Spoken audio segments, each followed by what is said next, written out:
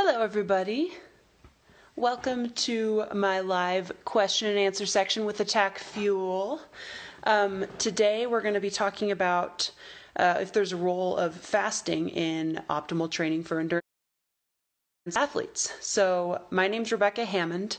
I am a professional obstacle course racer, that's like Spartan races, etc. And I'm also a recent graduate of Harvard Medical School. So, this should be an interesting session. Hello, everybody. Hi, guys. I'll wait a couple seconds. I'll start by saying that I am sponsored by ATAQ. ATAQ makes fabulous plant-based nutrition supplements, but that shouldn't really affect what I'm going to say today. I don't think that this will be very biased. I'm going to try and be as scientific and honest as possible. Okay? So, hi everybody. So let's get started. I will start by saying I've gotten a couple questions from people asking about whether they need to eat carbohydrates before races. And I will say that nobody's going to tell you to not eat carbs before a race, because for optimal performance in a given session, carbohydrates are going to be your friend. For training sessions that are low intensity, you don't need to consume carbs during them until they get longer than 90 minutes. And the same goes for races. If your race is under an hour long, you don't need to refuel during that race probably. But if you're going for 2 hours or 3 hours or even 90 minutes, you probably want to take a little bit of sugar during that race. You do want to eat before a race. Not a huge amount, but a small carbohydrate-based meal will be optimal. Okay, let me start seeing if you guys have any questions now. Yep, got to start with the disclosure. Totally true. So another thing, a general point that I want to make is, so there's a lot of, low-carb diets, as well as intermittent fasting and ketogenic diets. There's a lot of kind of health trends out there these days that try and get your body to switch to burning fats as fuels instead of carbohydrates. And so endurance athletes, I guess I feel like I should start with a slight review. For endurance athletes, there are two main types of fuel that you use during training. Well, there's three fuels. There's carbohydrates, fats, and proteins. Hopefully you don't burn too many proteins, because that's what makes your muscles up. So you don't want your muscles eating themselves. So basically during a training session, you will rely on carbs, which is like sugars, bread, etc., and fats. For lower intensity sessions, you will rely more on fats, and then for higher intensity sessions, you will rely more on carbohydrates. The reason behind this is that in order to burn carbohydrates, in order to burn either of those two fuel sources for energy, the presence of oxygen will lead you to get more energy per molecule of either carb or fat. There are two ways for burning carbs and turning them into energy. One of them does not require any oxygen, but produces less energy per carb. The other one requires some oxygen, but produces more energy per carb. Fats always require oxygen to burn. So that's why as your exercise intensity increases, you will switch to using more carbohydrates. And in general, if you have enough oxygen around, your body's going to use fats as much as it can, because it wants to save those carbohydrates for if you have to suddenly accelerate because a saber-toothed tiger jumps out of the bushes to try and attack you. It behooves your body to save carbohydrates for when they're needed. Another sort of thing that makes this all make a little more sense is that your body can store fats much better than it can store carbohydrates. You can only store a very limited amount of carbohydrates at any given time. So that's stored mostly in your liver and in your muscles in the form of glycogen, something called glycogen.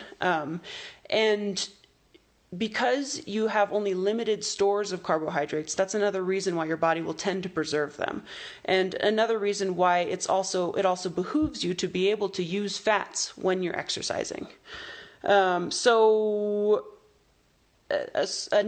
important point sort of overarching point is that your body adapts. If you train your body's ability to utilize fats during exercise, your body will get better at doing that. So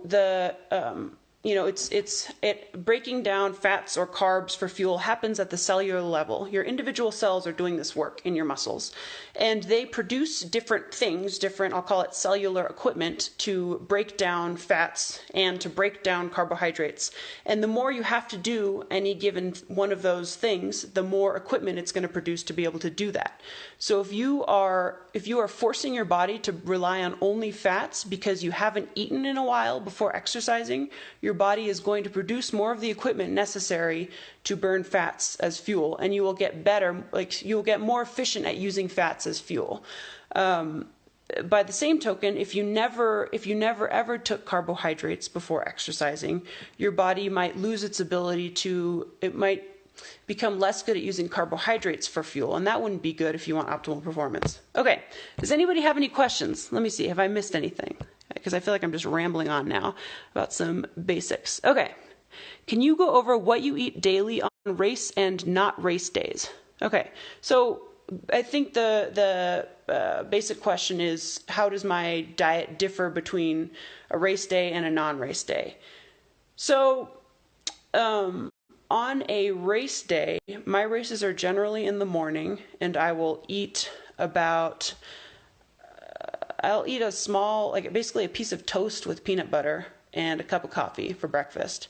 And that'll happen an hour before warm-up, so 2 hours before my race. That's kind of a small breakfast. Sometimes I'll throw in a Cliff Bar or something, depending on the race. And then right before basically 10 minutes before race time, I will take my pre-workout, which has caffeine in it and also some carbs. And then I will carry with me, if it's a race lasting over an hour, I will carry with me some energy gels that contain sugar. And I'll take those about 45 minutes in, and then every half an hour after that, I'll take another gel. And that differs from my general diet in that, well, actually, the breakfast is pretty similar to my normal diet. But in the 3 days leading up to a race, I will tend to focus more on carbohydrates in my diet because, as I mentioned, your body has a limited ability to store carbohydrates, and it stores carbohydrates in the form of a molecule called glycogen in your liver and in your muscles. If you eat more carbs in the 3 days leading up to a race, there's some evidence that your body will have more glycogen stored. It will be able to store more glycogen on race day. So I will, think about eating a little more carbs. In reality, I don't know how much I really follow this. With my general diet, I tend to just eat what I feel like eating. And I did some people have asked me about macronutrients, whether I track the amount of protein, carbohydrates, and fats that I eat in a day. So I do not generally do this. I generally eat what I feel like eating. But I did do that at one point because I was curious what my diet consisted of. And I believe that if you take the percentage of calories that I get from those three macronutrients, proteins, fats, and carbohydrates, was 40 from carbohydrates, 30 from protein, 30 from fat. So that's what I happen to eat. A lot of athletes go higher in the percentage of carbs, and then a lot of people who are not necessarily or less concerned with athletic performance and more concerned with weight loss or something, people tend to be going down in that carbohydrate percentage these days. Let's see. Hello, hey Asha. Okay. Let me see. I hate it when muscles eat themselves. Me too. Sabertooth. Okay. Can fasting cause hormone imbalances? That's a great question. So I'm going to talk about female athletes for a second, even though it looks like you are not a female athlete, because a very common problem in female endurance athletes is that they lose their period. And so I'm talking about female athletes, but it actually applies to both male and female athletes. Males just don't have the period to kind of show it. But when your body when you are not eating enough calories overall to support the training that you're doing, your body will respond by slowing its metabolism. Your body will respond by switching to a way of operating that requires less energy. And it does that. Part of the way it does that is by producing less thyroid hormone. So your thyroid, you've probably heard of it, it's a gland in your body that produces a hormone that that basically, it does a lot of things, but one of the things is it dictates how the amount of energy, like the rate at which your cells burn energy. So if you have really high thyroid, then your heart will be beating fast and you'll be like real skinny and like kind of wired. If your thyroid's low, you'll tend to be really drowsy and lethargic, etc. So if you don't eat enough calories to support your training for a period of time, it varies from person to person and also depends on how much too few calories you're consuming, your body will slow down its production of thyroid hormone. And it turns out that your thyroid is also connected to the production of some of your sex hormones, like estrogen, progesterone. So that is likely a reason why female athletes who are not getting enough calories to support their training, what they're expending with training, that's probably why they might lose their periods. Now, there's a high inter-individual variability. Like for one, I lose my period almost like immediately. If I start endurance training, then my period basically stops. I know other people who are much thinner than me, and I know some people who have like kind of battled with eating disorders but never lost their periods. So it really does vary from person to person. But this is all to say that fasting can influence your hormone balance if you are not getting enough calories. If you are getting the same amount of calories, you're just kind of, fasting, you're shifting when you're getting them. And so you're getting like more at one point and then going for a period without, then getting more.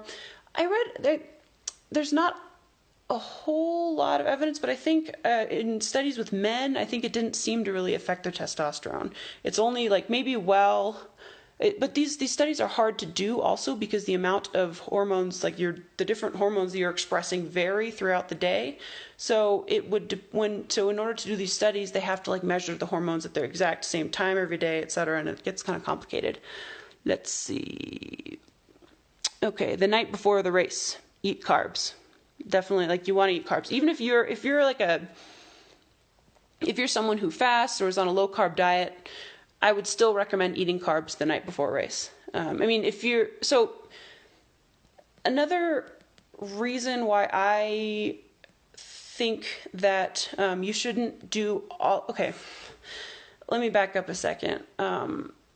Some people have asked me whether I recommend, is it better to train fasted, meaning without eating during a longer training session, or, after sleeping overnight and not eating breakfast, whether it's better to train with, no food on board and kind of depleted glycogen stores, or if it's better to train fed, where you've eaten before the workout and then maybe for longer sessions you're eating during the workout. The answer is it depends. It depends on what you want to get from that training session. If you want to train your body's ability to use fats as fuel, then it is better to train fasted, because your body will be forced. It'll run out of carbs, and it'll have to use fats as fuel. That said, that training session, you will not be able to go as hard if it's lasting over an hour, because once you hit that hour point and you don't have any more carbs to eat, like you're going to crash a little bit. And so you're not going to be able to go as hard, which means that you're not going to expose your body to that sort of higher intensity training session, which has implications if you want to race at a high intensity. So that means that there is a benefit to training fasted, but there's also a benefit to training not fasted if you want to be able to train hard. So I would say that doing both is probably the best. Doing a couple sessions a week, 1 or 2 sessions a week of low intensity fasted training, and then doing all of your high intensity stuff with carbs on board. That's what I recommend. Okay, let's see. Do you fast? What is your fasting schedule? So I don't follow a strict fasting schedule. For the past year or so, I've done a 12-hour fast most nights, but a 12-hour fast isn't that intense. That's like if you stop eating at 8 p.m. and you don't eat until 8 a.m.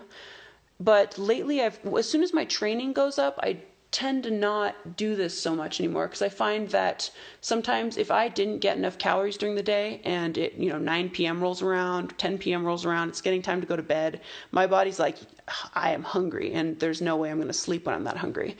So for me, like, sleep is whatever benefits on your metabolism intermittent fasting might have is outweighed for me by the importance of sleep. So I tend to not really fast that often, but I have tried up to 16-hour fasts daily where you only eat for, let's see, what's 24 minus 16, an 8-hour window during the day. I've tried that like a little bit and I can see how it's interesting, but because I'm an athlete, I tend to listen to my body a little bit more carefully because the cost of not getting enough calories is too high, I would say. But here's the other thing. If you're not a competitive athlete, if your goals are not athletic performance, if your goal is to lose weight or be healthy, like, I think that intermittent fasting is a great thing to try out. So there's no like strict definition of intermittent fasting, but the one that I'm going to talk about is where you limit your eating to a certain number of hours per day. And it tends to work for a lot of people. And I think the main reason it works for weight loss is that you end up eating a little bit less calories per day. Because if you're eating all of your calories spread out whenever you want, your stomach is never, you don't just like fill up your stomach and then you can't eat anymore because you let it get a little empty and you eat more and you little empty, you eat more. So, but when you limit your eating to a certain window, it's hard to eat as many calories in that same window. It also, people like it better than other forms of dieting.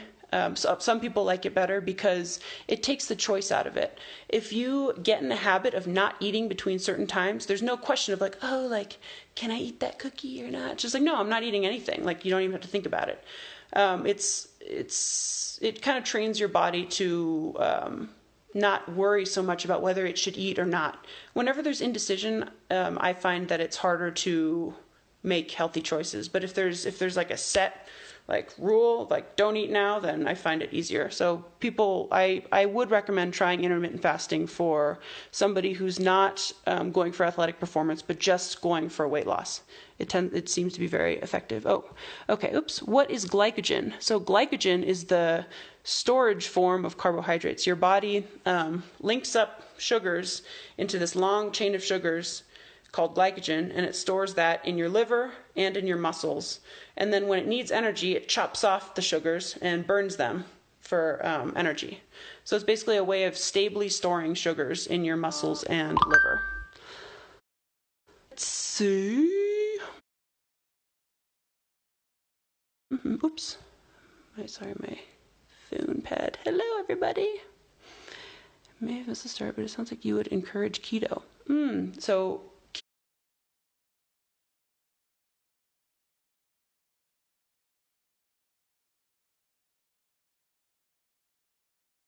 keto. A keto use fats as fuel. That's where so ketones are if a carbohydrate is a chain of linked up sugars and you chop off little bits of sugar, a ketone is kind of like part of a fat molecule. And because like a whole fat molecule can't really float around in your blood and it can't enter cells, it's too big. So you chop it up into ketones, and ketones can go into your blood, they can enter cells, and they can be used for fuel. If you have sugar on board in your body, there's going to be no need for your body to chop up fat and use ketones for fuel because sugars are just a nice and easy way of getting energy. Your brain is able to use ketones as fuel, as energy, but if you never let your body get to the point of ketosis, of using ketones for fuel, which actually most Americans probably don't really, because we're eating constantly, then your body is not going to be good at A, chopping up those fats into ketones, and B, taking up the ketones, and C, using the ketones as energy. So that means that when you first like kind of stop eating carbs and eat only fats, so your body has to start using ketones for fuel, you're going to feel really crappy for the first 3 weeks. It's going to feel like crap. But after those 3 weeks, your body's going to get better at using ketones for fuel, and then your energy levels will kind of stabilize. Because the thing is, we evolved when we, way back when we were, hunter-gatherers, etc.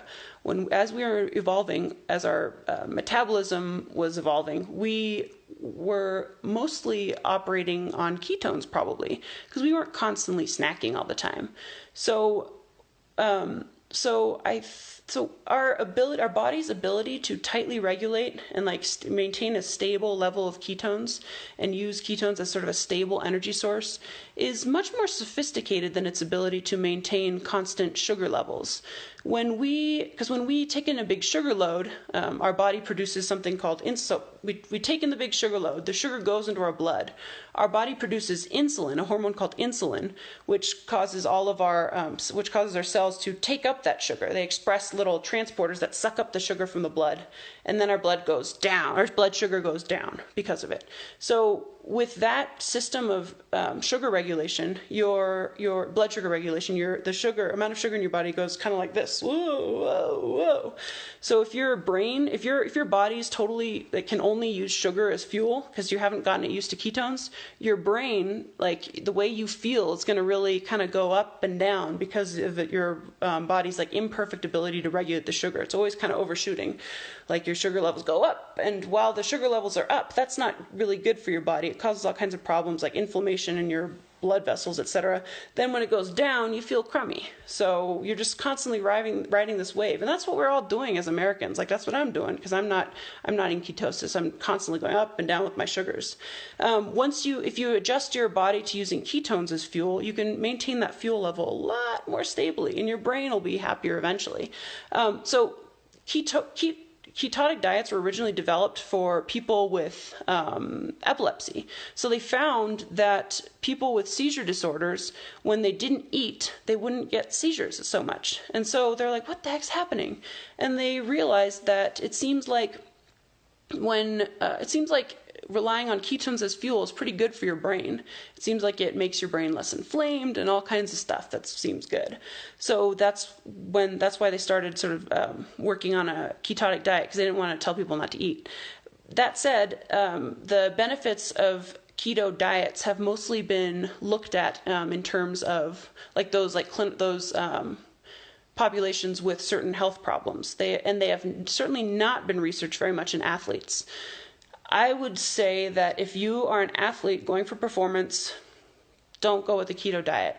Carbs are just such a great fuel source, and you won't meet any the top athletes are not on keto diets. I know that keto is a new thing, so maybe they're going to be, but I would say that for athletic performance, keto diets are not the best thing until you get to, say, if you're running a 100-mile race, having your body super, super, super good at using fats as fuels might be beneficial. So in that case, you could do it.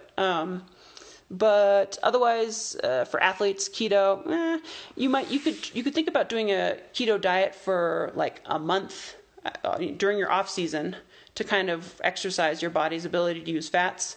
But in general, I would say that doing a couple training sessions in a fasted state would do that just as well, and with kind of less trouble. So let's see. What do I think about probiotics and prebiotics?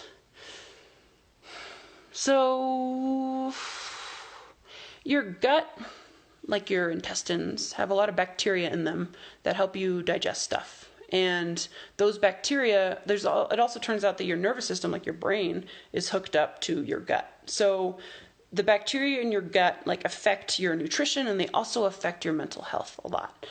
So there's been a lot of excitement about manipulating your gut microbiome, which means the different kinds of bacteria in your gut, the relative amounts of different kinds of bacteria, by literally ingesting that type of bacteria, or by ingesting a prebiotic, which is food for the right kind of bacteria.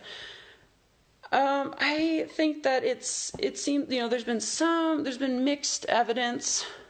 I think that in general, if you eat a healthy diet which to me consists of a lot of plants and then also meats and carbs, but just as long as your diet has enough kind of plants, especially raw plants, you will get a healthy balance of bacteria, because the bacteria that like to eat those healthy foods tend to be the bacteria that are better for you. So if you have a healthy diet, you're going to have a healthy gut microbiome. So I mean, I think like eating yogurt and stuff is good, but like when you eat raw vegetables, the bacteria coating the vegetables, there are bacteria coating the vegetables will go into, so that'll serve as a sufficient probiotic, I think. So I don't think you need to take probiotic supplements. But it doesn't seem to really hurt. I don't know. There's not too much steady evidence. Okay, let's see what else. I'm always hungry right before bed. What do you recommend as a good snack for satiation, but not a bad idea before bed? I would say that I've heard different things. So I've heard that if you stick to kind of a high fat, low carb thing, that's good because it won't make you super like energized and then won't cause, unstable blood sugars during sleep. And then I've also heard other people say that when they eat carbs, it makes them sleepy, so they eat carbs before bed. It really depends on what your body does when it consumes different types of nutrients. In general, I would recommend something that is not super sugary, because if it's super sugary, you might wake up super hungry. But I would say try different things. For me, the most important thing is that it be a snack that I'm not going to just eat a whole bunch of, because if I eat a whole bunch of stuff before bed, I find that I have trouble sleeping with a totally full stomach. So I have to choose my snack as it relates to my own self-control, if that makes sense. Which is to say, it really depends on a lot of different things. It's not just the nutrient content of the snack, it's also how you respond to that nutrient content and also what your brain does when it's, sitting in front of a bowl of that stuff. So try out different things. I like a little handful of almonds is good. A small glass of milk or almond milk or soy milk is good. Something with, protein and fat is probably the best. How important is sleep and how many hours do you sleep? Sleep is super, super, super important. It's during sleep that your body really does most of its recovery and rebuilding of muscles, etc.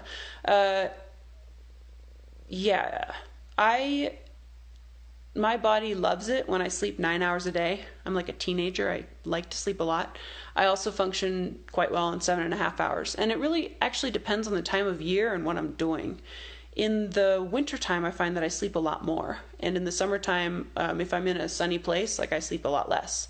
So I think there's like a little internal clock in your brain, and that clock adjusts depending on how much sunlight you're seeing, etc., and how much activity you're doing. So I would say between 7.5 and 9 hours of sleep for me. But it's very important, and I can't emphasize that enough.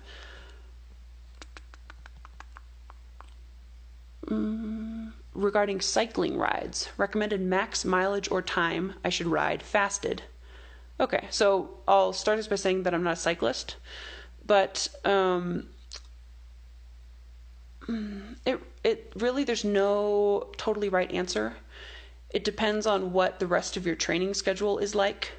For running, for like a running type workout, I would say that I would recommend just the general, athlete who's trying to perform at their peak. I would say try one of your training runs, one of your sort of slow runs at that's around an hour long. Try that fasted. It depends, because another thing is if your exercise session is 2 hours long, even if you eat before that, you're going to run out of carbs, and the second half of that session is going to be fasted. So, yeah, I mean, you'll see that when you're training fasted, it's going to feel crappy, so you're not going to want to go that long. I would say that doing 1 hour of fasting would probably be 1 hour of fasted exercise would probably be enough, which means that if you're eating before the session and you're doing a 2 hour session, that would be 1 hour of fasted training. If you're doing a 1 hour session, then do that, on an empty stomach after an overnight fast. that would be good. But this is just me, like, after reading a bunch of papers that say inconsistent things, that's just me making a little recommendation, so I don't really know. If I'm going to eat carbs so that I can make sure and go hard, what is a good carb to eat? So during exercise, it's if you're eating a carb like pretty soon before an exercise, you want it to be easy to digest. So generally simpler sugars are better than, fiber, or so like white bread would be easier to digest than wheat bread, for example. But if you're eating that like 2 hours out, it doesn't really matter. But like the closer to the exercise session you get, the simpler you want those carbs to be. So the closer to sugar you want them to be. Let's see. Oops. Ketone rush. Is there a body fat percentage you would recommend for a Spartan? Good question. No, there's not, because body fat percentage, I mean, it makes sense that we're all very obsessed with, the number of calories we're eating and how much we weigh, etc. Because the way our society is, we're all quite obsessed with body fat and like how our bodies look, because the way our society is today, it's very difficult to not become overweight, because we're surrounded by highly palatable food items that are high in fat, high in sugar, high in salt, super tasty, that our brain, like once we take a bite of that, our brain's like, keep eating it, even once it's not hungry anymore. So it makes sense to me that we're so obsessed with that stuff. But when it comes to athletic performance or a particular sport, like for endurance sports, you will find a correlation. Like you'll find that, the top performers will have a lower body fat percentage to a certain point.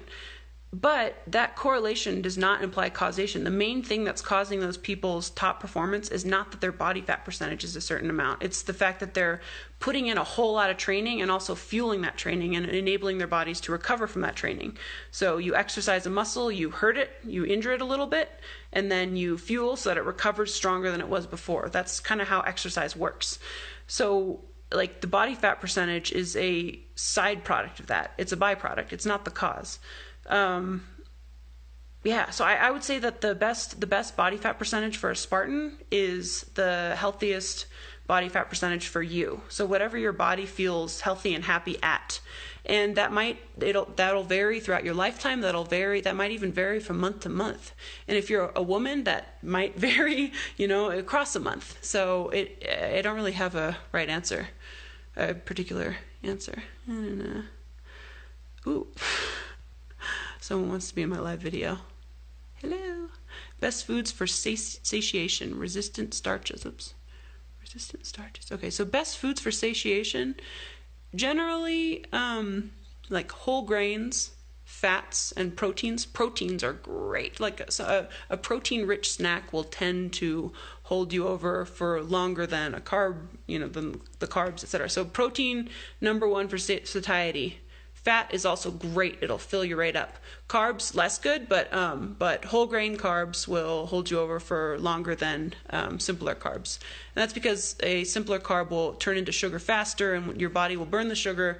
And then and as I mentioned before, our bodies aren't that great at regulating the amount of sugar in our blood. So when you take in sugar, your blood sugar goes up, and then your body releases insulin, your blood sugar goes down. So you're always kind of going like that. So when you ingest sugar, when the sugar goes down because of the insulin, you'll feel really hungry. So in general, proteins and fats are the best, and whole grain carbs will break down slower, so you won't have as big of a spike. Let's see. What do you think about autophagy thanks to fasting?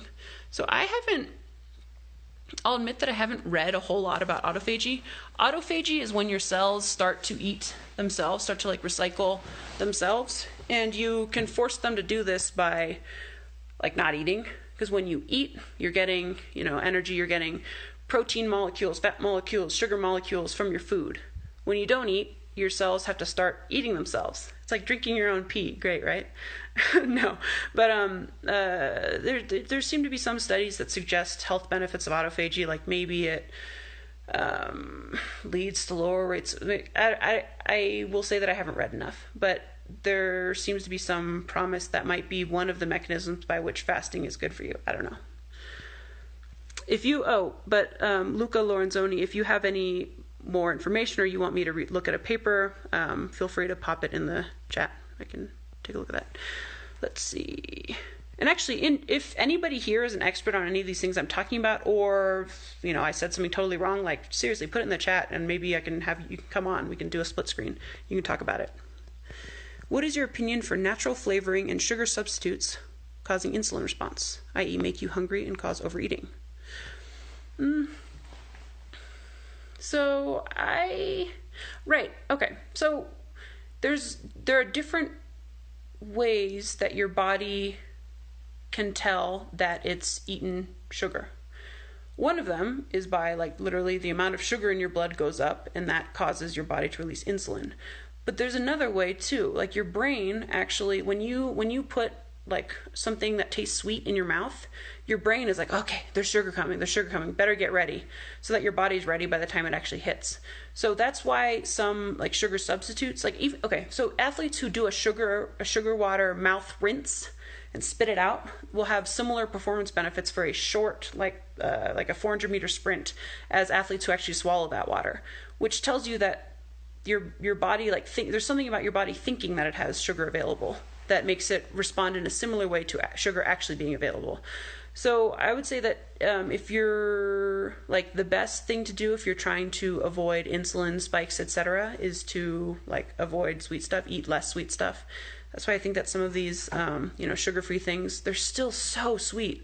It's so silly, because when you're eating super sweet stuff all the time, you get accustomed to eating sweet stuff, so you're going to need to eat sweeter and sweeter things. And if you get used to eating less sweet stuff, something that's a little bit sweeter will taste super sweet to you. So overall, you won't need to eat as much sugar. It's the same with salt.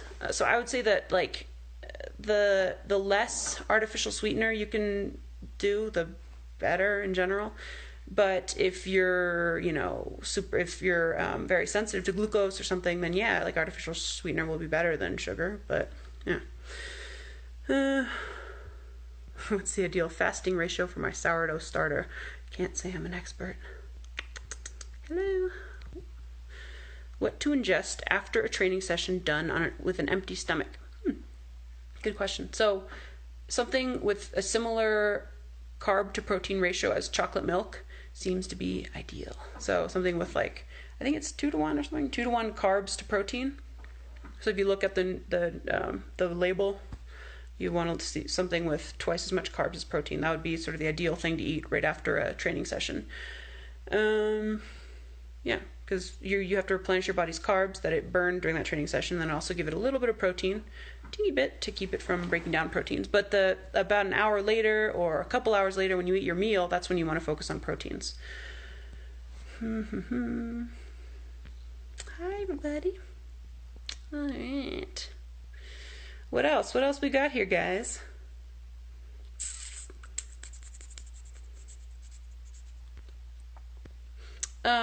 So somebody asked me, what's your take on food type amount when you break a fast? So again, there's a lot more at play with any given diet or anything than simply the food that you're consuming, because we are not robots. If we were able to, if you were a horse and somebody else were controlling the food that you were eating, you can really, like, play with what's, going to be optimal there, because the horse can't choose to eat more or less. It just can only eat what it's given. But because we're people and we can control the amount of food that we eat, a lot of what's going to be best for you is going to be something that you will be able to eat and not just totally go ham on. So, like, I find that if I did a couple 20-hour fasts in the past month, just kind of as a mindfulness experiment, and it was interesting. It really improved. It, like, had major effects on my mood. But I found that after my second one, like, I ate so much crap. I, like, ate a bunch of sugar because I, like, was, like, really hungry and sort of just, like, overdid it. So you want to make sure that if you want to make sure that you don't overdo it and eat a bunch of crap afterwards, then I would say, like, try your best to not start eating candy, because if you start eating candy after a fast, you're gonna, like, go crazy. So basically try and eat something healthy that you would eat otherwise, like something, if you look at your plate, like having half of it be like vegetables and a quarter of it be carbs and a quarter of it be protein. That seems to be pretty good. Let's see. What is the single most important thing you have changed in your diet to maximize your performance? That's a funny question, because I think that my diet in general, like I basically eat what I feel like eating. And I guess me saying that isn't that helpful to you, because I have some information about what constitutes a healthy diet, what I believe constitutes a healthy diet. So in general, I make sure and get like half my plate be vegetables for both lunch and dinner, and a quarter of my plate be like a carbohydrate, a complex carbohydrate, like a whole grain, brown rice, quinoa, whole grain pasta, sweet potato, something like that. And then the other quarter be either a lean meat, like chicken breast, or a fatty fish. And then like maybe once a week I'll have red meat. And then for breakfast, I tend to eat something that's like a whole grain carb with, or I tend to eat peanut butter toast or oatmeal with nut butter. And that's a whole grain carb with a high fat and also a high fat nut butter that also has the amino acids to round out the complete protein of the oatmeal nut thing. So I'm pre-diabetic. Will fasting help lower glucose while training for a Spartan Ultra in October? So I will say that first, like, though I have an MD, I'm not your doctor, so I'm not going to like make particular recommendations for you because I don't know your entire situation. But I will say that, like, fasting, like, what do we mean by fasting? Do we mean that you're going to not eat once, that you're going to do a 24-hour fast once a week? Do we mean that you're going to do a 12-hour fast every day? Do we mean that you're going to fast to put your body in ketosis and then adapt a ketogenic diet? Like, there's a lot of different things. But I will say that from studies of ketogenic diets, it seems that putting your body into ketosis can lower its dependence. Like, if you have like type 1 diabetes and you go into ketosis and stay in ketosis, you lower your body's like exogenous insulin requirements, which suggests that it can help your body kind of like self-regulate its glucose better and increase insulin sensitivity. If you're pre-diabetic, I would generally just say try to stick to whole grains as your carbs and try and keep away from sugars, like added sugars, refined sugars. And that includes honey, maple syrup, all that stuff is the same. It's all sugar. So like get your sugar from fruits, if you're going to get sugar. Let's see, 12-hour fast. Oh yeah, I mean, I think that there's really no downside to doing a 12-hour fast every day for anybody. I would try it out. It's really great because, for one thing, like if you're somebody who stuffs your face at night, like me, then the 12-hour fast can help you like say like, okay, it's 8 p.m., like stop eating. And you can also adjust that window to be, if you do want to eat a bunch at night, make it 10 p.m. to 10 a.m. and skip breakfast. But I think the 12-hour fast tends to be pretty good for a lot of people. And yeah, I would try a 12-hour fast. It's good for you. It's not bad. There's no problem with it. Let's see. What's my favorite flavor of ATAQ energy bar? Oh my god, I love mango almond, and I also love chocolate walnut. So yeah, here's the little bit where, yes, this is an ATAQ feed, and I actually really do love ATAQ products. They have these teeny energy bars that are like the perfect thing for me because I tend to procrastinate. So I used to be like a full-time med student and athlete. And when that was the case, it was easy for me to like get out and do my workouts because I was constantly in this like activated state where I had to do one thing, then the next thing, then the next thing, or else I would be late and there wouldn't be enough time in the day. But now that I'm like a full-time athlete, I just have all this time. And so it's so easy for me to like put stuff off my number one favorite way of procrastinating, which also makes me feel terrible, is by eating. Because if I eat, then hey, I have to wait until I digest to exercise. And so I end up like sitting around and like eating and procrastinating. And it's the worst. So that's why I've found that it really works for me to get up in the morning, put on my workout clothes, grab my small thing to go, and take my breakfast to go so that I'm in the car on the way to where I'm going to do my workout. before I've like had a chance to start eating and procrastinating at home. And what I like to take with me are the little ATAQ energy bars. They're freaking delicious. Okay, let's see. Does ATAQ fuel use seaweed? They don't, but they should consider it. Seaweed seems to be pretty great. My sister, who made that comment, did some branding for a seaweed company that put seaweed in horse supplements and dog supplements. And she actually sent me a seaweed supplement that I used in my smoothies for about a month. Pretty great. Let's see. What else? What else, guys?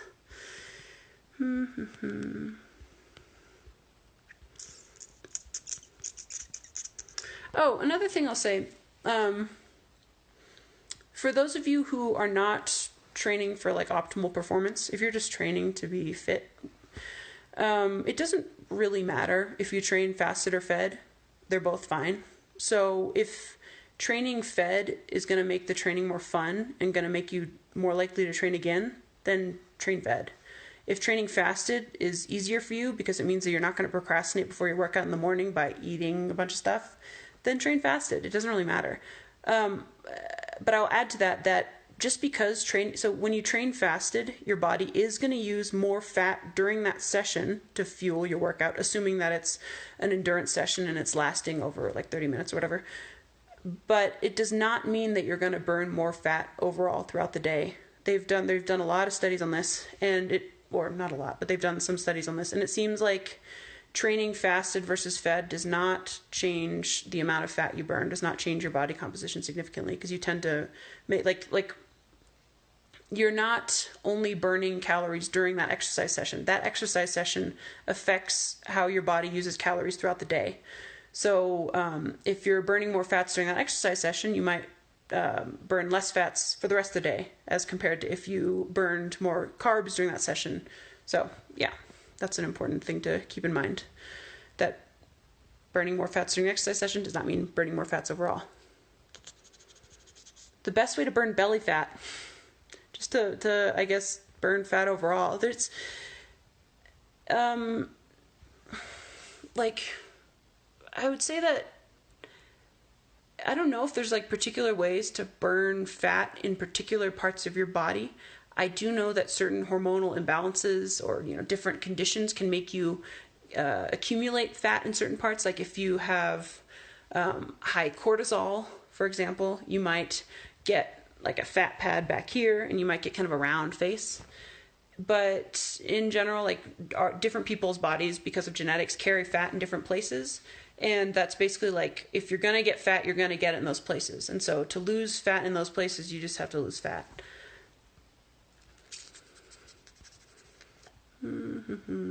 What's the last thing one should eat before fasting? Does it matter?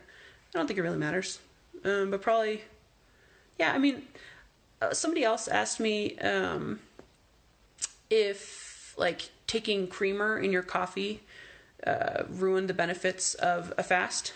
And I would say that if you're using just a teeny bit of creamer and the overall caloric content of that beverage is like less than 10 or 20 calories, and like it's fine, like if you're being super strict and you want to be absolutely perfect, like stick with tea, because even coffee has a teeny bit of calories, but it doesn't really, you're still going to be fasting. You're still not getting enough energy for your body to like use to do its basal metabolic processes. So my answer to that question would be it doesn't really matter. But certain things, like you have to experiment with this yourself. Certain things might make it harder for you to complete your fast. Like if you eat a super sugary thing right before your fast, maybe, I don't know, but maybe for you, you're going to notice that in a couple hours you're starving. It's going to be really hard to maintain that fast. I don't know. It depends on the person and the context of that person. So yeah, try out different things. The answer to any of these questions is going to be to try stuff out for yourself. And it's hard if you're a professional athlete and you're in season, you can't try stuff out willy-nilly because you don't want to ruin your performance, which is why like there's no like professional athletes aren't really trying out this stuff at random. But if you're not a professional athlete, then try stuff out, like see what works for you. I mean, and also if you are a professional athlete, still like pay attention to what different things do to you, because only you are the perfect example of you, like any of these scientific studies, they're all like taking averages across a bunch of different people, and those people are all different. And so they're not going to, one person might respond completely differently to a given intervention, but they're not going to catch that in the study. So yeah, Good questions, guys. Favorite ATAQ protein flavor? Vanilla, without milk, with milk. I had somebody else ask me about like whey protein and whether like plant protein versus whey protein. And I would say that like all of the studies, so the like purpose of protein supplementation is that you need a certain amount of protein in a day so that you're, to maintain kind of optimal body composition. Like if you're an athlete, you need more protein because you're using your muscles more. Endurance athletes still need a lot of protein. The ideal protein intake for an endurance athlete is from like, they used to say like 1.2 to 1.6 grams per kilogram of body fat, per kilogram of body weight, which means that if you're 150 pounds, you should be eating somewhere around 100 grams of protein per day. But it seems like there are actually benefits for going even higher, up to, say, even 3 grams of protein per kilogram of body weight. And so that can be hard. It can be hard to meet those protein requirements. Even if you eat a little bit of meat, it can still sometimes be hard. So people will take protein supplements to make that easier. And all of the studies on protein supplementation and like muscle preservation, most of them are done using whey protein.